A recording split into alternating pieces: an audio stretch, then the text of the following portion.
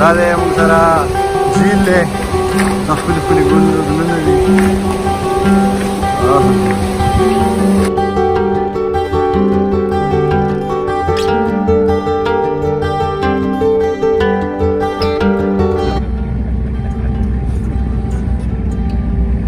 روډ بند شو نو خلک هم لانجه ډېر کړی. ګرانو کتونکو سلامونه احترامات ارشاد اخوندخیل یم. موږ ته لږ ټایم میلاو شو کوم چې 3 ډیز روبوټک فیسټیول و کالام کې نو زموږ ملګري ویل چې بار به لږ شو ګراونډ ته لاړ شو. دا یو ځای کې نه تاسو کتای شئ ډېر زیات امیزنګ ځای دی ډېر زیات سپیشل تاسو کتای شئ. This is such an amazing place, wonderful. کتای شئ ډېر ښکلي ښکلي ونې دي او موږ انجوای کوو.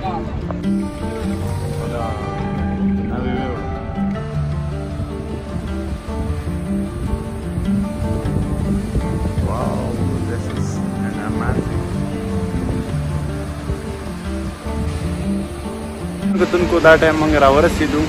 د سر نه پوښتنه کوو چې دې جهیل ته نوم څه وایي او ډېر زیات مزدار د دې حوالې څه دې څه وایي. سره دا جهیل څه نوم دی؟ دا کارګل جهیل دی او دا چې دی د کالام نه چې لغونته د بل سایډ ته راشئ نو دلته کې چې دی دا ښایسته جهیل دی او ورسره چې دی دا هارډ جوړ شوی دی. دلته کې ټروټ فش دپاره چې دی دغه هم جوړ شوی دی چې هم ټروټ یې ساتلي دي او تاسو کتلی شئ چې ډېر ښایسته او دغه سره جفت دی روډ سره. او دویمه خبره دا ده چې ډېر فرصتونه ځای دی. بلکل او تاسو ټول هم راشئ دا ځای وګورئ او ډسکور یې کړئ.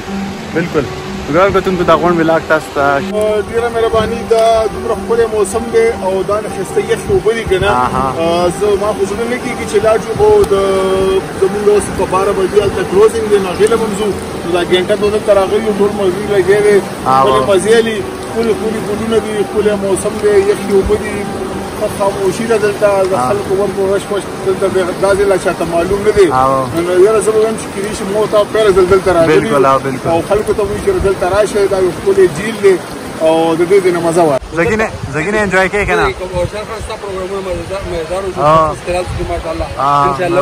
مهرباني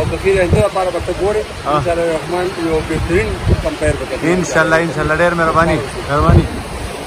دا دی موږ سره جهیل دی ښکلي ښکلي ګلونه دي